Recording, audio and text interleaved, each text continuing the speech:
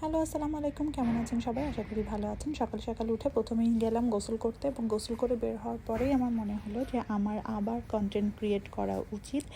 প্রায় ১ বছরের একটা লং গ্যাপের পর আমি আবার কন্টেন্ট ক্রিয়েট করতে যাচ্ছি। আমার স্কিনের অবস্থা খুবই খারাপ।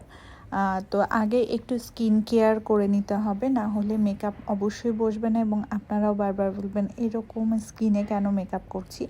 তো আমি প্রথমেই যেটা করলাম সেটা হচ্ছে আমার প্রচণ্ড ড্রাই স্কিন হওয়ার কারণে আমি হচ্ছে আমার টি ট্রি অয়েলটা শুরু করলাম। অ্যাকচুয়ালি আমার অয়েলি স্কিন, কিন্তু যেহেতু প্রেগন্যান্সি ফুল টাইমে আমার প্রচুর পরিমাণে ওষুধ খেতে হয়েছে, তারপরে পেইন কিলার ছিল, বিভিন্ন ধরনের ওষুধ আমাকে খেতে হয়েছে এবং আফটার প্রেগন্যান্সি আমাকে অনেকগুলো অ্যান্টিবায়োটিক খেতে হয়েছে এবং তার পরপরই আমার যখন বাবুকে নিয়ে আমি যখন ঢাকায় আসলাম, আমি আবার একটু একটু করে কাজ শুরু করলাম। তখন যেটা হয়েছে, বাইরে যাওয়ার সময় আমার পা ভেঙে গেছে, যার কারণে আমি হচ্ছে এখন পুরোপুরিভাবে বেড রেস্টে আছি।